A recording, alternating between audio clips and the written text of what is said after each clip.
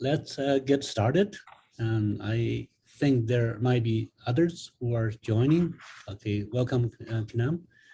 And this is a series of sessions. And so today it's all on Zoom, which works fine for us. We have it started on 11:30. But tomorrow we will have another session at Adam Center where lunch will be provided. I would welcome you to join that one as well.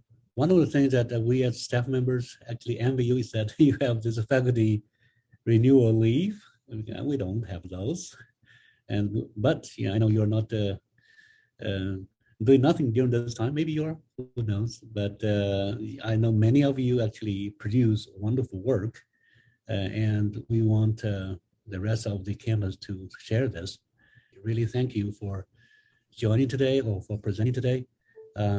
We have a number of presenters today, so hopefully each one can present for no more than 10 minutes.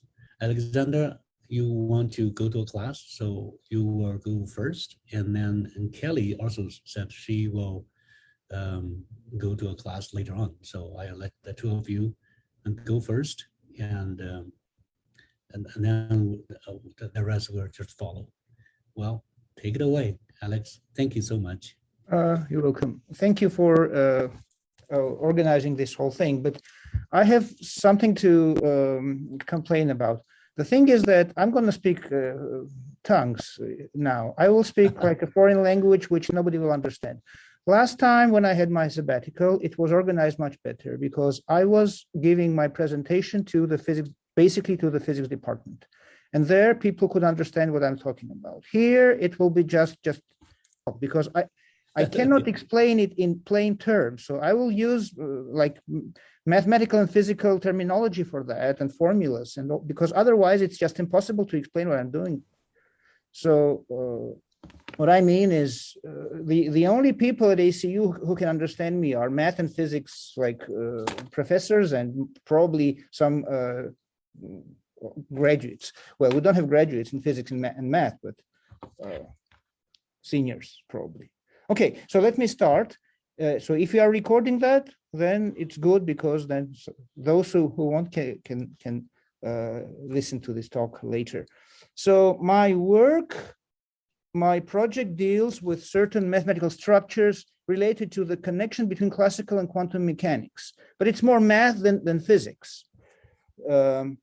So in Hamiltonian classical mechanics, the states of a physical system are points of some geometric space, M. And the observables that measure the states are functions on this space.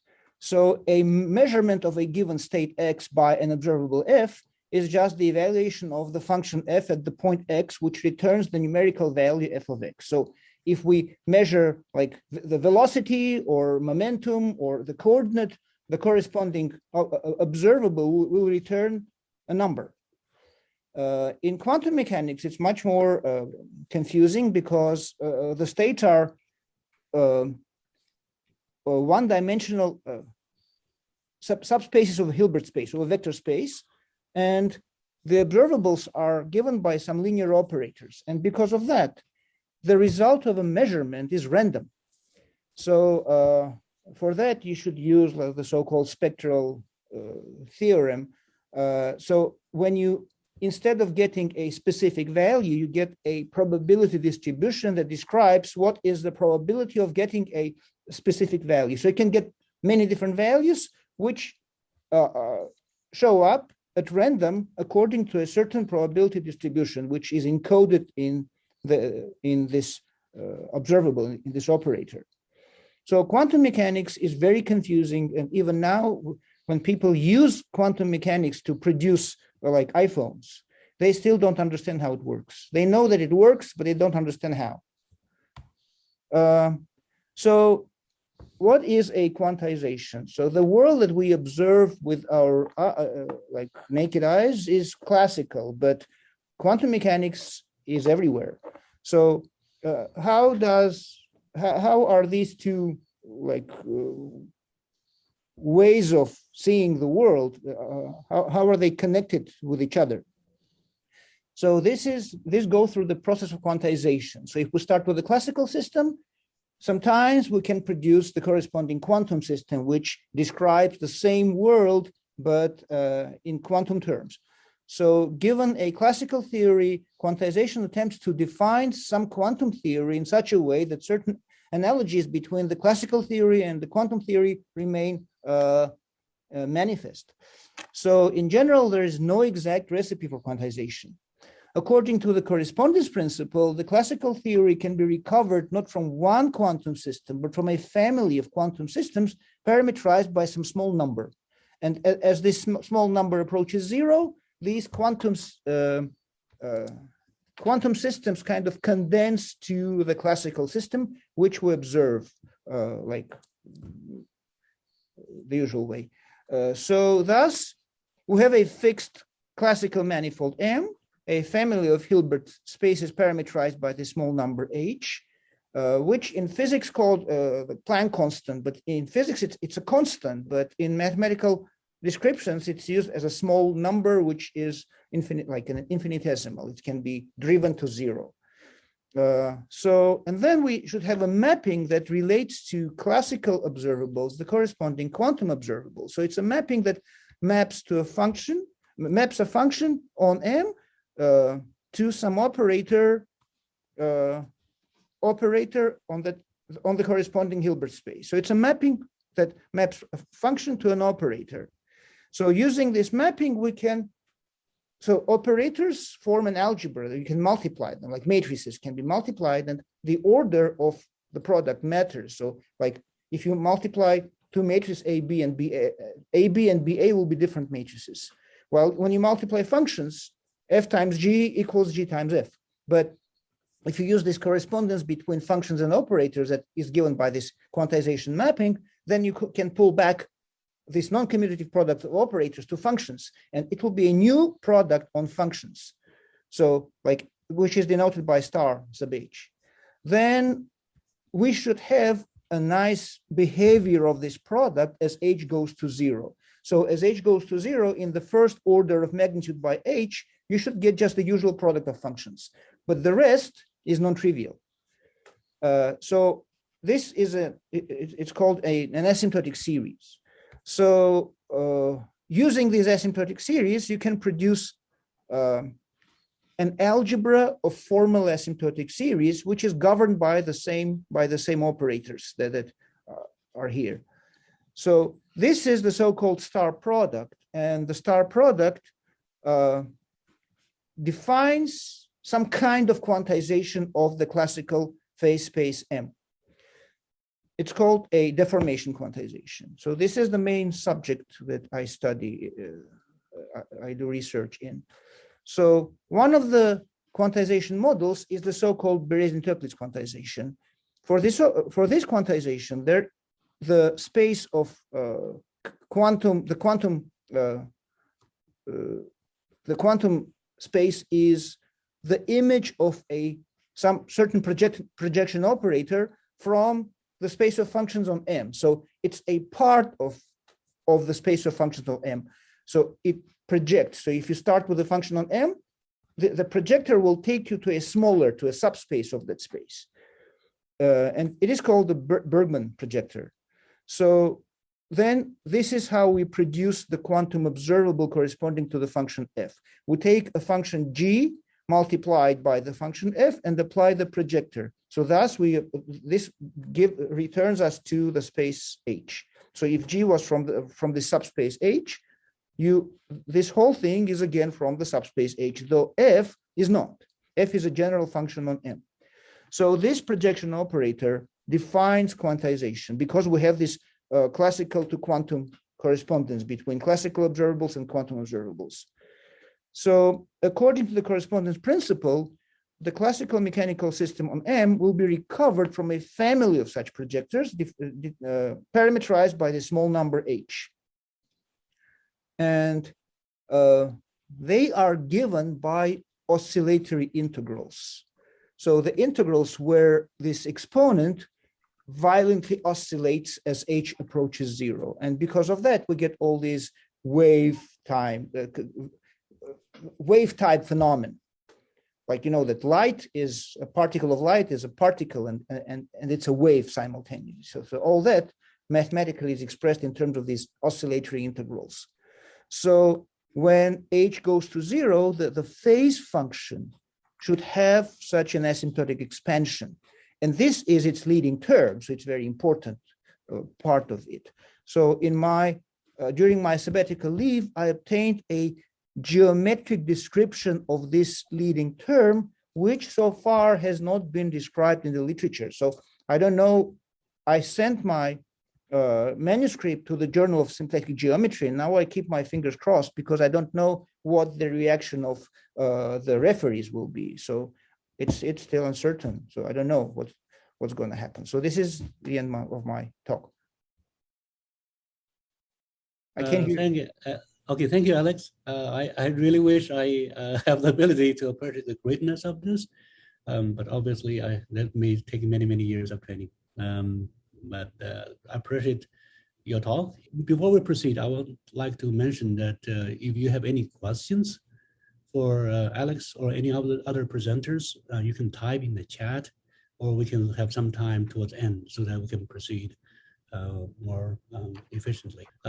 Kelly, I remember you are going to go next, right? So take it on. Yes, I do have a child pickup to do at 1 o'clock. So okay, yes, please. Yeah, Alex, if you stop sharing, and maybe she can start to share her file if you have one. Yeah. Stop sharing. Okay. Okay. Yeah, that's very good. Okay. Good. Let me see if I can do this here. It's been a while since I shared screen. Let's see. At the bottom. Yeah. At the bottom of the screen, if you just put move the mouse towards. Yeah. It's at the bottom. Yeah. At the bottom. Yeah. It's a green screen.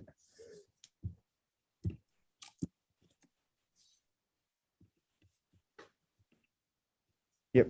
There we go. There it is. Excellent. Oh, and now I appear disembodied in front of it. That's strange. Okay. Cool. I don't know. This is new. So the title of my faculty renewal leave project was "Why Doest Thou Thus? Providence, Race, and Gender into 19th Century Missionary Lives." And on my screen, my head is in front of part of that text, so I'm sorry about that. But that was the title of the project. So I took my leave in the spring semester of 2021, and let me see if I can get it to, there we go. I think as all of us probably experienced last year, there were some constraints on this whole experience due to COVID. In my particular case, we had 2 children at home. My older son, who was in 2nd grade last year, was home full time doing remote school. And then my younger child was at home as a preschooler.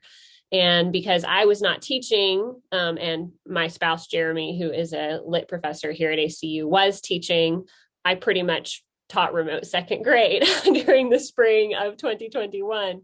And so a lot of the faculty renewal leave work did morph to accommodate some of those things. Originally, I had hoped to do some archival research out of Texas during this semester as well, and I was not able to do that. There was one set of documents I really wanted to get to in Austin, and I emailed back and forth with the archivist there. This is a set of documents associated with the Episcopal Church there in Austin, and they were closed for COVID, and then they were closed because they were moving to a new building, and nothing was going to be accessible actually until about this week. And so I was not able to see those documents either. So I did the entirety of my research that spring online. I did everything from home and sort of fit it in around childcare and work at home. Even with those constraints, though, one thing that I would stress for anybody who's thinking about applying for faculty renewal leave, and for anybody who has the ability to give faculty renewal leave to people, this was my first experience having it. This is my 12th year at ACU, and this was my first term to have leave, and it was enormously helpful. It was really a shot in the arm in terms of just dealing with burnout. I'm department chair in history and global studies, and not being department chair for a semester was an enormous weight off in terms of just having the headspace to think about a single project and not have all of these other things demanding my attention other than my children, which definitely also did that. But it was really, really helpful. And I felt the experience was sort of like doing a study abroad semester. Just being able to think about other things and focus more minutely on one project. And so I just want to affirm faculty renewal leave is great. and I wish that we had more opportunities for more faculty more frequently. So definitely support that. Okay, so the project itself. So I sort of started with some leftover material that I had pulled during my dissertation research process. So some of this original material was from about a decade ago that I had pulled as a graduate student. In particular, there was a story about one of the missionaries that I had written about in my dissertation, William Carey, who's often thought of as being the founder of the Protestant missionary movement, and some of you are probably familiar with him. He had a son named Felix. Felix was his oldest son. And Felix has this very, very tragic story that doesn't appear really splashily in a lot of the missionary documents. You have to kind of search to find it, but I was able to piece it together. I found him really interesting and really compelling, really sad. And I wanted to come back and think about him more sometime. And that was the opportunity to do this here. And so I wanted to look back at Felix, and I was really interested in how he encountered suffering, which of course was not an uncommon, people were dying all the time. It was 19th century and they were leaving England and going abroad as missionaries. There was malaria everywhere, this is not an uncommon thing, but 19th century missionaries abroad, colonial people abroad, frequently experiencing health problems, loss of family members, setbacks, people not listening to their evangelism, people modifying their missionary message in ways they don't intend, just all kinds of challenging things happen to people. But I was noticing that there was this pattern of response where missionaries would use this lens of providential narration. And so they would look back on their own experience through this lens of providence, which is not really a word that we use now, but it's a really, really common term in the 19th century. And providence is just the idea that God has a plan, right? A big picture plan, a cosmic plan that ultimately will bring about the salvation of humankind, but that God is also working in individual human lives to bring that about. And so individual missionaries would look back on what was happening and look for evidence of God's providence. How is God working in this? And so when they encounter some major setback or some major point of suffering, they would interpret that through this providential lens. And so Felix does this. So he's 8 years old when his father brings him to India, when his father takes up the missionary life. He grows up in India. He's a language savant. He speaks Bengali and he reads Sanskrit by the time he's 16. He's preaching in Bengali as a teenager. By the time he's 21, he's married and helming his own missionary station in Burma. When he's about 24, he's in a shipwreck with his wife, his 2 children, who were about 2 and 3 or 4 months old at the time, and the types for the printing press that he was going to use to print the scriptures in Burmese. Everything goes to the bottom of the river, including his family. Only Felix survives.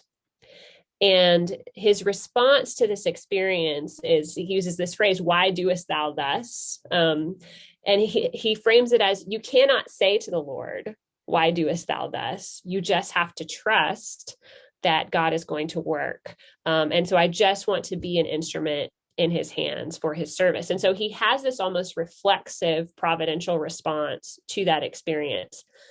But then as you keep going through the Baptist Missionary Society documents, you discover that he didn't maintain that response of, I'm just going to accept and I'm just going to trust. He leaves the mission station. He leaves his family. His father writes very caustically to a colleague, "My son has shriveled from a missionary into a diplomat." The Baptist Missionary Society stops talking about him. He stops appearing in their documents. When he dies later on, he is a footnote, literally, in the annual report of the Baptist Missionary Society. And so I was really struck by that. I was struck by how he was written about and how he was treated, and just kind of his life story. And so one thing that I was really curious about coming into this project was, are there other people who have similar experiences to Felix who respond in the same way, or who maybe respond in a different way? And during this term, I found a new missionary that I wanted to study. Her name is Elizabeth Mars. And then she gets married, and she's Elizabeth Johnson. And then her husband dies, and then she marries a new husband, and his name is Thompson. And so she's Elizabeth Mars Johnson Thompson. And she was born in 1807 in Connecticut. Her parents had been enslaved. They were free by the time she was born. But her older brother, had been enslaved as well. So she's very briefly removed from that life. She's a Black woman. And by the time she's a late teens, early 20s adult, she has decided she's going to immigrate to Liberia, in West Africa, and be a missionary and a teacher there. And she sticks to that come hell or high water for her entire life. And her life story is this constant story of particularly missionary boards in the United States saying, well, but do you really think that this is going to work? And we're not sure. We think you might need more education, or you're not really that good of an Episcopalian. You seem a little bit too Presbyterian. So we want you to do this tutoring. Or we don't really like your husband's theological views on this. They're constantly trying to pull their funding. And they do on several occasions pull her support. And she goes anyway. She gets herself there on a couple of different occasions. She actually works with other denominations in order to get that funding. But her experiences are extraordinarily similar to Felix Carey's experiences. And so if you look at these two side by side, you have a white person, you have a Black person, you have a man, you have a woman, you have somebody from the provinces in England, you have somebody from Connecticut. And then you have these kind of parallel experiences of missionary life, of extreme tragedy. Felix, of course, we've already talked about his loss. Elizabeth has her husband and her infant son die within 3 weeks of their arrival in Liberia of malaria. Later on, her second husband will also die, and her daughter will die. She herself will be subject to frequent fevers. Her house burns down in a fire. All of her belongings are lost. More than once, the White Missionary Board in Connecticut or in Philadelphia, which supports her at various times, pull her funding or say, we're not going to send you back after your furlough. And so she has a lot of the same types of challenges that Felix faces. And both of them will use this providential language to respond to this. But long term, Felix doesn't stick to it, and Elizabeth does. And not only does she stick to it, but she works very hard to get around all of these missionary boards that keep undermining her to make sure that she can get back to those students in Liberia. And so it's just an over-the-top commitment to this that you don't see with Felix. And so that was really interesting to me, because you have two people in this same kind of evangelical missionary culture who are having really similar experiences and responding to them really differently. And so the phrase that really stuck out to me from her was, I'm still spared as an instrument in God's hand to be used in his service. And so with Felix, you have this pivot where he becomes a diplomat. The Baptist Missionary Society is angry about this. They don't support him. They stop writing about him. His father doesn't support him. With Elizabeth, her support is pulled, and she goes anyway and just finds somebody else to scrape together funding. And so it was really interesting, especially to look at what happens in the missionary publications when the two of them pass away. Because with Felix, we've got a footnote. With Elizabeth, we've got pages and pages of discussion of her. She's called the mother of the mission, a mother in Israel, and a succorer to many. You have a long description of her funeral and who preached at her funeral and how many people came and where they sat, and the fact that we had to go to this bigger church because there were so many people who wanted to come and honor her. And so that's, of course, the reverse from what you would expect from 19th century missionary publications. We have the death of a white man, the son of very famous William Carey, a footnote. And then we have the death of a Black woman whose parents had been slaves, 5 pages, right, of notice about her death. And so that was really fascinating to me, and I wanted to account for that. And so as I sort of looked through that, the conclusions that I came to were that there's really different expectations for a white man versus a Black woman in Protestant evangelical missionary culture in the 19th century. Felix is really having to meet an incredibly high bar that he didn't meet. He's supposed to be like his father. He's supposed to be even better than his father. And as a man, he's supposed to preach. He's supposed to translate. He's supposed to run a mission station. He's supposed to be the head of a household. And it was too much for him. Of course, he was also 8 years old and didn't really get to choose this life when he was brought to India. Elizabeth, on the other hand, has an incredibly low bar set. They don't expect much of her. They say, you're not educated enough. You're not committed enough. You need extra tutoring. You need extra support. And actually, we're not really going to fund you because we don't think you've got it. And she just does it anyway. And so it's a story of one person not meeting high expectations, another person far exceeding low expectations. Particularly with Elizabeth, race is obviously a factor in the way that she's expected to perform and the fact that she exceeds those things. On the other hand, though, Elizabeth also, especially when you look at how she's spoken about in the missionary documents, she does fulfill these norms of evangelical womanhood. They emphasize her deportment. They emphasize her hospitality. They emphasize her care for orphans. And especially in Liberia, where the thing that they need, the thing that the American Colonization Society needs is people with longevity, people who are going to stick in there and not die of malaria and bring Christian American civilization to West Africa, which was what this Liberian project was. She was that. She has an unusually protracted life in Africa, and is an incredible servant there. And so it really, it indicated a lot to me about how gender and race shaped evangelical culture's expectations of people, and how their own experiences and their own responses to suffering, even though they use this providential language and this providential narration, the actual outcomes for their lives were really different. So I've submitted this article to the Church History Journal, which is one of the top journals in my field. And just last week, I got a revise and resubmit from them. So I have some things that I'm going to change based on the editor's guidance, and I'm going to be returning that to them hopefully by the end of this year. Okay, thank you so much, Kelly. That's fascinating. I understand this is better than the mathematics part. Okay, this is fascinating. Thank you. So as we have a limited time, I want to move on to the next one. So is anybody else going to need to leave earlier and want to go first? We have Mindy, Lynette, and Tim. So who'd like to go first? Thank you. I'm happy to present, Berlin. Okay. Yeah. Thanks. Let me see here. Yeah, let me share. I have a couple of screens going on here in the office. So let me get that on the right screen. Okay. Well, still trying to, there we go.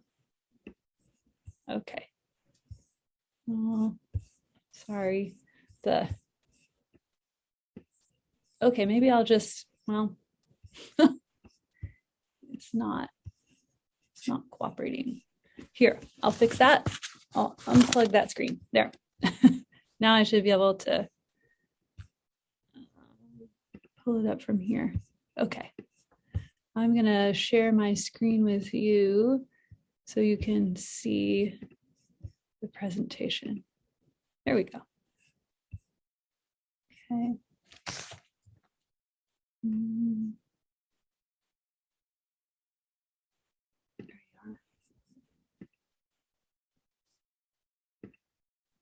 Okay, you see, so you see one of the e-portfolios that my students were working on there right in front of you. And I want to talk a little bit about what was going on here. So my faculty renewal leave is very different from probably any of the other faculty renewal leaves because I was interested in a very practical project that I felt like I didn't have time to accomplish if I didn't have the opportunity to take faculty renewal leave. So the renewal leave was a great opportunity to be able to complete a project that I thought would immensely benefit the communication majors in our department. And so the project focused on the development of electronic portfolios and trying to integrate those into our curriculum. The issue that we have had in our department with our majors for as long as I can remember is that we would tend to tell our majors, you can do anything with a degree in communication. And then they would reply, but what can I do? We would say anything, you know, whatever you want. But what we found was that our majors really had a difficult time articulating the skills that they were developing in the communication major. And because of that, then, you know, we started looking at, so what are those skills that they're developing? And we put together, I put together this list of skills that I was seeing us teach in our communication classes, but they were things that our students weren't really articulating very well.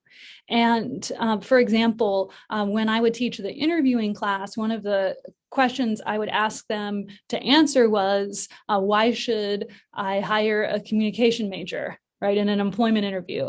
And their answers to those questions weren't good. So they might say something like, well, because I can communicate.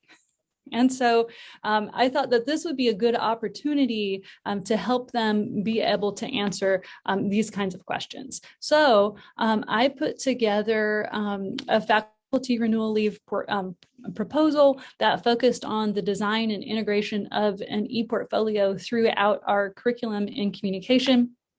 And I did, it was actually fascinating that the amount of research that's done on e-portfolios is voluminous. And there are actually conferences on e-portfolios. There's a journal devoted to e-portfolios. So there's lots and lots of academic research out there. And so I was essentially interested in trying to figure out what and the type of e-portfolio that we might do. There are lots of types of e-portfolios. They can focus on assessment. They can focus on just a particular course. You can have an e-portfolio that's career focused.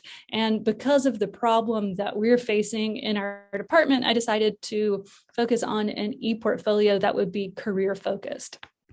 And so this is what I was looking at was developing what I called a professional e-portfolio, which is a public-facing platform for personal branding, network development, and storytelling that's designed to introduce the creator to the outside world of the box of school. And so that was what I was focusing on. And then in developing it, I came up with an e-portfolio that I wanted to have our students create this digital platform that they were going to be able to use to showcase their skills, some artifacts that were career related and a professional identity. And the idea was that they were going to be doing this throughout the curriculum and also bringing in some of their co-curricular activities that they were doing. So that was the goal of the e-portfolio. When I ended up putting the concept of the ePortfolio together. Not only did I need to decide like the type of ePortfolio and what was our goal going to be, but I also needed to figure out how much of a template was I going to give to students? How much structure was I going to provide for them? And how was I going to teach them to actually create an ePortfolio online? So to create a web page, most of our students have never created a web page. So all of this is new to them. How could I make sure that they had the support to technically be able to do that, and also the motivation to do that? So I looked at the research on ePortfolios and also looked at a lot of ePortfolios online, looked at what a lot of different schools are doing. There were a couple of schools that really I think helped a lot in the ePortfolio creation process for what I thought would work with our students. That was the University of Waterloo in Canada, and also Elon University. So I took some things particularly from those universities and how they have their students develop ePortfolios, and you can see that reflected in my students' product. What you see here are the pages that they have in their professional ePortfolios. And so as I put this together, I also realized that it wasn't going to be something that we could have them do, obviously, at the end of their time in the department. They needed to be collecting things as they were going through the department. They needed to know how to create the pages, how to preserve the artifacts, and so forth. So one of the things that I did then out of that was I decided also that we needed to have a new course. So I put together a new course, COM 225, and this is just the description of the course. So students explore communication career paths while learning how to create a professional identity and use written and oral communication to persuasively promote their brand through social media, interviews, and ePortfolios. So this is a course that we have early on in the development of the students. It's in the communication core. And this came directly out of my time with the faculty renewal leave. You'll also see I kind of put together here the plan I put together during the leave for what the curriculum was going to look like in order to integrate the ePortfolios into the curriculum. So you can see that throughout the throughout our curriculum, they would be doing different pieces of the ePortfolio, but a lot of the work was going to start in COM 225. And then it's going to finish in COM 499, which is our capstone and our internship class. So in the initial classes, the COM 225, one of the things they're doing is they're developing pages where they can articulate skills that they're developing as they're actually working on projects in class. So that's the STAR reflection. So this was the situation I faced. This was the task. This is the situation or a task. These are the actions that I took, and then this was the result. And they put in artifacts from the class. So for example, they might show me that when they created their LinkedIn page, they developed their written communication skills. And they would talk about that in their STAR reflection. So they do a number of those. So the idea is, as you're going throughout your coursework and you're doing your assignments, you really are developing these skills that employers seek that you can articulate to a future employer in an interview. And they're documenting some of those things in the ePortfolio. So in 499, one of the things they add in is a career reflection piece. So they have some artifacts that a future potential employer would be interested in. And so they put that into the ePortfolio and they reflect on those. For example, somebody who's going into public relations might want to have a press release that they put into the ePortfolio to show that they can do something that a future employer would be interested in. So that was the slideshow. I wanted to show you just really briefly what the students' work looks like, because it's pretty cool. So again, these are students who have never done a website before. This was one of my students, Sebastian, from the spring semester. And you can see he has the tabs across the top. And we work on the whole thing in class, how you should formulate the different pages and so forth. He talks here about his professional identity. He talks here about some of his career skills. And these are the things that he's reflecting on from the class. So for example, an oral communication page would look something like this. So he talks about his task, the actions that he took as he was doing an interview that was an assignment in the class, and then what were some of the results. You can see here that he also has a section. This is going to be for the internship. He's not to that part yet, for his career-related projects. And then his resume goes over here. And there's a contact page too on most of them. So that's one example. Here's another student. You can see that the layout's similar. I have a pretty structured layout so that they get a good product in the end. And then here's another example. This is a student who went through the internship class. So she actually has these projects in here. I'll mention that since I did the faculty renewal leave, I have taught this class, COM 225, twice, and I'm teaching it for the third time now. So with a total of 66 students, have taught the internship course to 31 students over the spring and summer. I've had 55 students create e-portfolios, and all kinds of students create e-portfolios to a lot of success. At NCA, this is my national conference last fall, I put together 2 panels and was on one of them related to career e-portfolios, and also put together another panel on e-portfolio assessment. So those are some of the things that came out of it besides developing the course that I talked about. So that was my faculty renewal leave. Well, that's really fascinating, Ninette. So she probably can inspire some of you to think of faculty renewal new in terms of developing new programs and courses. And what you did is very impactful. I hope I can take your course someday. It's very useful stuff. Yeah, thank you.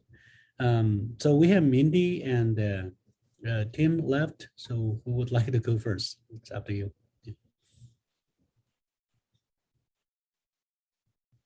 I don't mind talking for just a minute. I will apologize. I guess I did not prepare a fancy PowerPoint to go along with the session. I'll show you the PowerPoint for my Greek class this afternoon if you want. But that's the one that I've been spending more time with. But just wanted to share about my faculty renewal leave was in the fall of 2020, so a year ago, which seems for a lot of people, I think, like a lifetime ago, just in terms of everything that's happened in our world. Was really grateful for the opportunity for the leave. Like Kelly was mentioning, I've been here 10 years, and that was my first faculty renewal leave, and had up until that point had really been sort of resistant. Every year when I meet with my immediate supervisor, who's here on the Zoom, every year I'd sit down with Tim and he would say, well, you're eligible for faculty renewal leave. And I would say, well, why would I want to leave, all the classes I love to teach and the students I enjoy working with? Why would I want to go take a semester and write a book? Which seemed a little bit like a fate worse than death. And so I was really grateful for Tim's encouragement and others to take advantage of that opportunity, which is a real blessing and benefit provided by the university in support of faculty. And so I'm grateful for that and for the chance to spend a semester stepping away from sort of the regular routine in a lot of ways. I was also super grateful just in terms of what was going on with the pandemic at the time. The joke was I came back in the spring and I was the most poorly adjusted faculty member for COVID guidelines because I hadn't had a full semester of practice social distancing and wearing a mask everywhere. So I think we're getting better.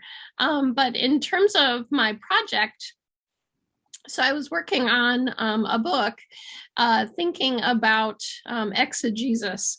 And so for those of you who aren't in biblical studies, exegesis is a fancy scholarly word for the ways that we interpret the Bible. So the ways we read and interpret scripture. And that's a class that I teach regularly. I teach a spring semester graduate level course on exegesis, and it's one of my favorites. The ongoing story for students in my classes is that pretty much every class they take with me has something to do with exegesis, whether that's really the course title or not, because we do care a lot about helping students not only understand the content of scripture, but understand what to do with that. And that's really where exegesis comes in, is that sense of not only understanding what's in the scripture and how it came together and why an author or editor would put things together that way, but then, not only how do we understand it in its original context, but then how do we apply it to our context today, right? If we say that this is God's word for us, what does that mean? Does that just mean these are dry, dusty history texts, or actually things that apply to us today?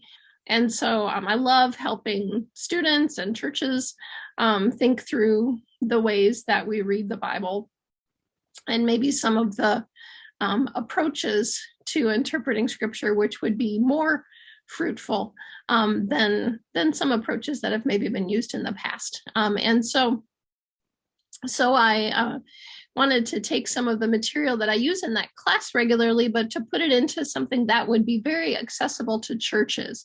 And so the overall premise of the book was that I was writing a book on exegesis that never used the word exegesis, trying to leave the really scholarly terminology and the intricate arguments for other things, but to write something that people in churches could really sit down and open up and use either for their own personal study, or the thing I'm really hopeful for if the book ever actually gets into print, is to include with it a leader's guide, some curriculum, so that like groups, Bible studies or Sunday morning adult groups could use that material for a class setting.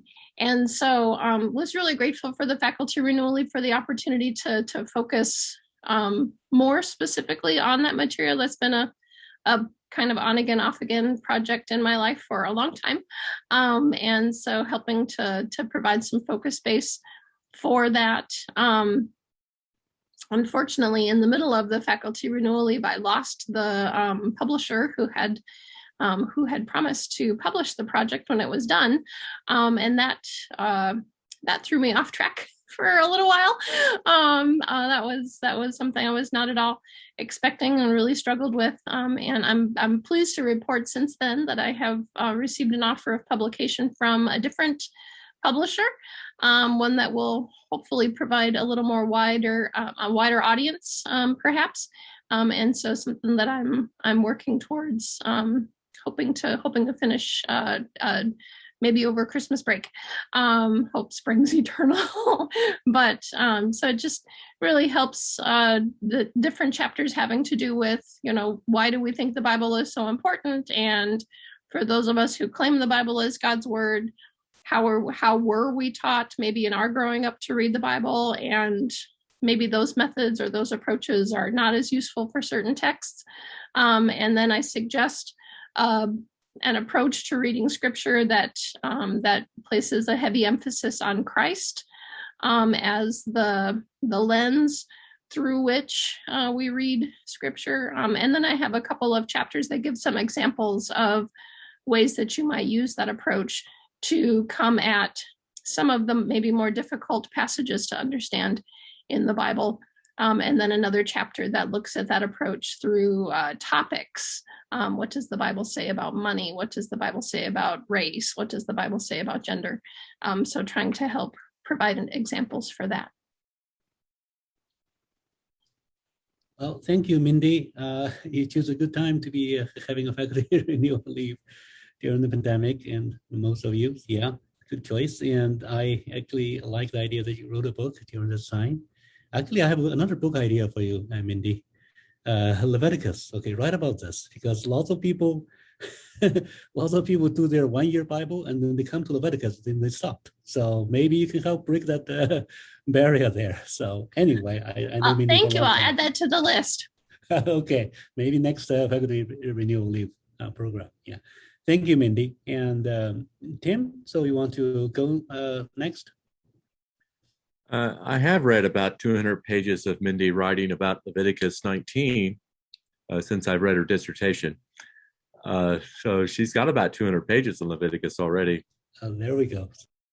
If I had known that encouraging Mindy to do a faculty renewal leave would also mean that I had to cover all her administration duties, I might have been more reticent to recommend, because I realized how much she does and how stressful her role is, and I do not envy doing that again.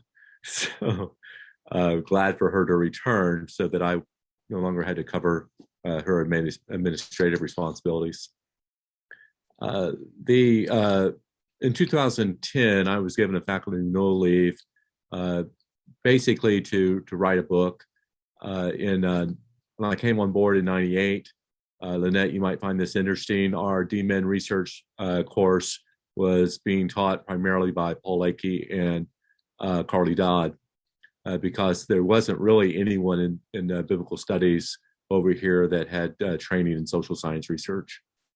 But in my PhD program, I had around 21 hours of social science research coursework, including 9 hours of statistics. And so quickly then in '99, I started teaching the DMin project research class. And over the course of that time, putting together class notes, Charles Seibert wanted me to put those notes into a book. And so I wrote that book in 2010. It was published in 2011. And unknown to us at the time, and surprising at the time, that book has caught a lot of attention. And so it was used across the country. Aquinas, the Catholic school in St. Louis, used it. Fuller, the largest seminary, the largest accredited seminary in the country, was using it as a textbook. Asbury, the third largest or fourth largest seminary in the country, was using it. Liberty, which is not ATS accredited, was using it. So you're talking about Catholic to Conservative Baptist, non-denominational, United Methodist, because it was quickly come to find out it was the only textbook in the market that covered the subject material. And so the publisher came back to me and asked that I do a second edition, and that they were going to change the imprint and move it up. They have 4 or 5 imprints, and they were going to move it up the scale to the more academic imprint. And so that gave me a fairly easy application for faculty renewal leave. I've got a publisher asking me to write a second edition. There are 3 primary impulses for me to do that. One of them is that in 2018, you have changed Department of Education, what they call the Common Rule. And so all of our IRB materials, that was how I discussed it in 2010, changed dramatically in terms of the 2018 Common Rule. And also our own IRB processes. If you're connected with any of our IRB processes in human subjects research on campus, has matured greatly. It's changed dramatically, and we can mourn and grieve over how that has changed some of our lives. So I had to update. I felt I had to update the ethics the chapter on ethics, a chapter that I've entitled "Good Practice." Also, when I wrote the book, thinking it was just going to be a textbook that we were going to use at ACU, it lacked a lot of diversity. And so it only had, it had one Baptist example, but it was primarily Church of Christ examples. It was all a bunch of white guys. And here a Catholic school was using it. Here, an African-American seminary was using it as a textbook. And so it lacked a lot of diversity. And so I had a strong impulse to have a more ecumenical flavor to the book, and to then do the research to look out for completed projects that both matched the participatory action research model that I was using, but also had a more diverse population. And then the other motive I had, because a strong theme throughout the book is that ministry vocation is informed by social sciences, but it's primarily formed by theology. And so what is the forming principle? And so although I had a chapter on practical theology and introduction to practical theology as the forming lens for Doctor of Ministry projects, that was underdeveloped. And I needed to and wanted to make the book not just a chapter, but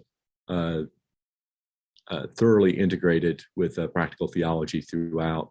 And so I would say now the book, I'm going to lose a little bit of audience because I show my audience my theological commitments, and some of those theological commitments may not be compatible with some of the programs that's using the book.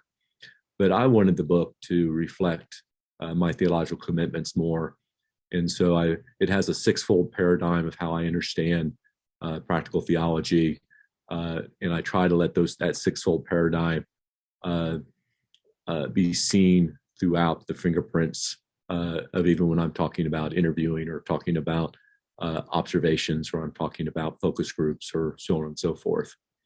And so it was just a rewrite of the book. It's currently at the copy editor. I'm hoping to get galleys soon, and see what happens when the book comes back. See if I can keep my share of the market, or will people just buy used copies and not worry about the new volume. So that was my project, just a rewrite of what I did in 2010. I just rewrote it and got it to a new publisher. Well, thank you, Tim. I just went to Amazon to find the book, the previous edition. You have very high reviews by people. It's a very well received, this book. So I'm glad that you use this faculty renewal leave to make it even better. There's been a time that if you catch it the right time of year and look at Amazon, I can get into the top 100,000 sales and religious stuff. So I have to pay taxes on my royalties. So that's extremely rare with religious studies, unless you're Maxwell. Okay, so that's so cool. Yeah, so I'm proud of the book. That's great, with all its spelling errors and all. Well, I will just share the link with people in the chat if anybody is interested. Thank you. This is wonderful. So I hope that you get some ideas from all this presentation. So faculty renewal leave can be used to research. As you can see, a missionary can write an article, or a Mindy write a book, or just you revise a book, Kim, you revise a book, and Ninette, you just develop programs and courses. This is also great. So there are many ways you can take this. So I hope you get some ideas from this. We are about time, but I want to pause here and let you ask any questions if you have any. So if you're not in a hurry to leave, yeah, for any of the presenters here.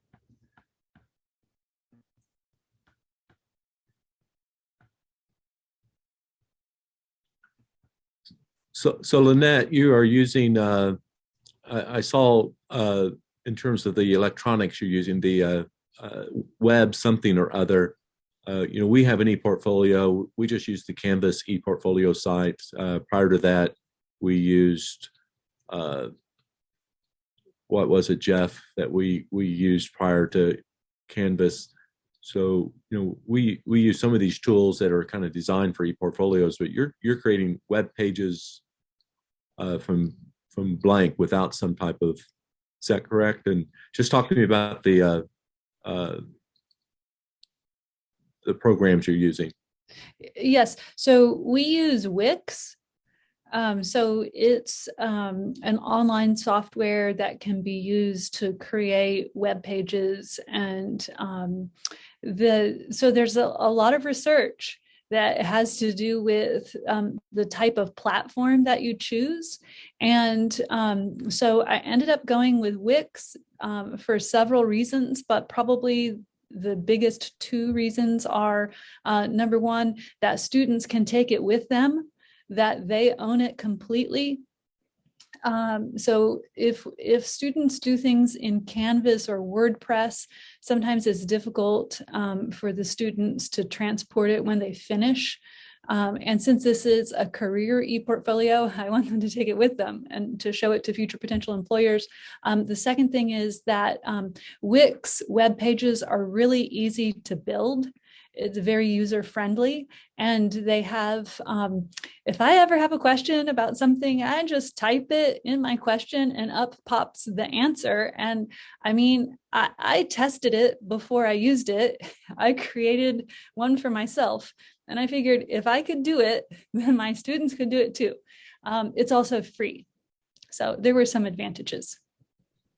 And so the Wix, yeah, so I have something on Google, and I have to pay for it every year, but they also then provide me a domain name that that's actually what I'm paying for, is to keep that domain name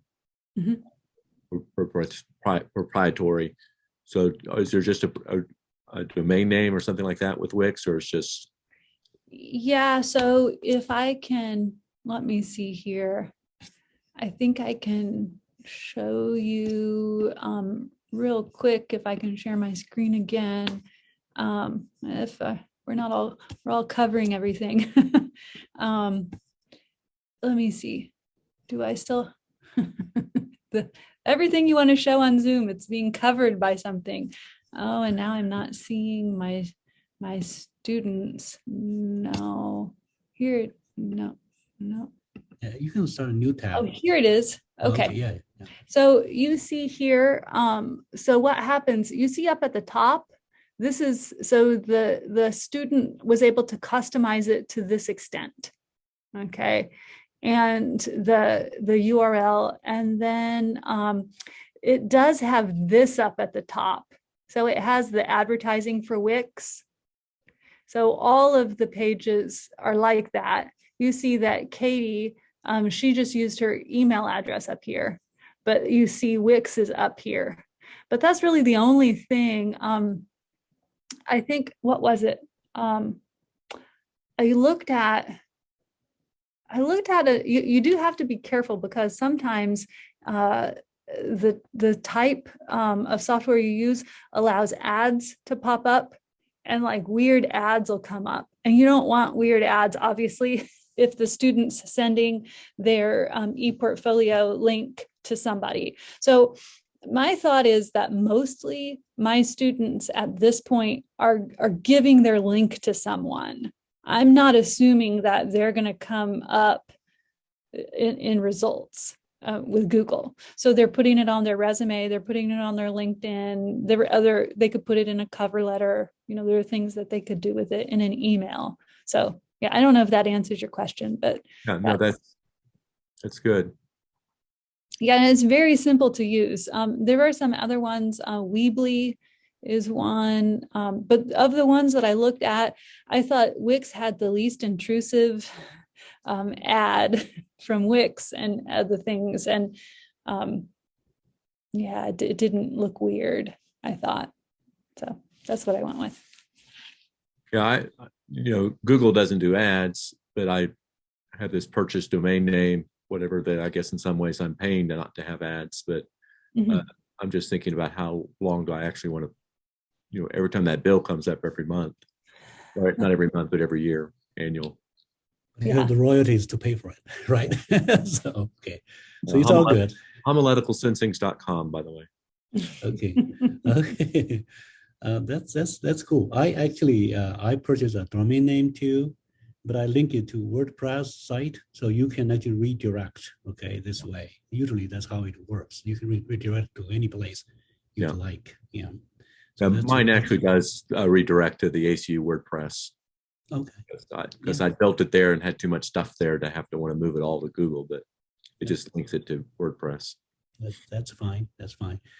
I have a trivial question for Kelly.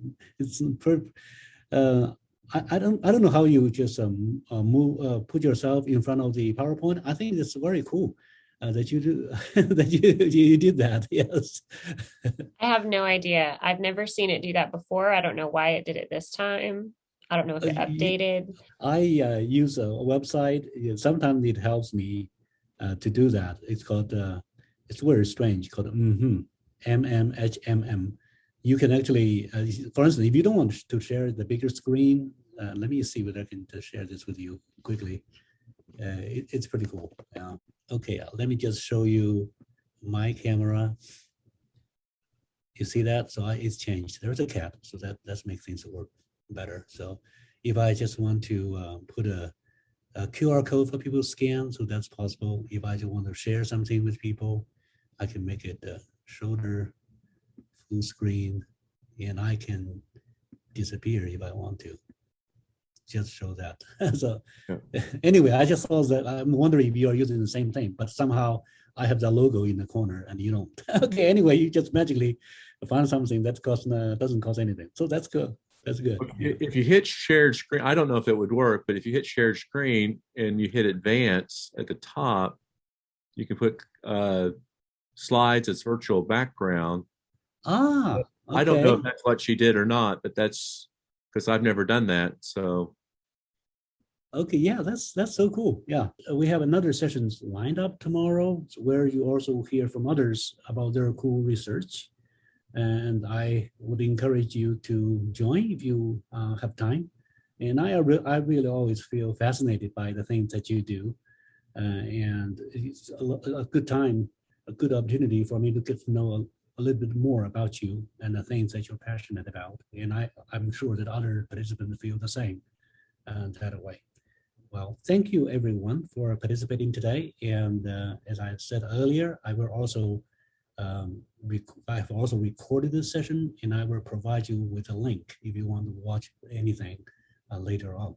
Thank you, everyone. thank you. Bye-bye. Thank you.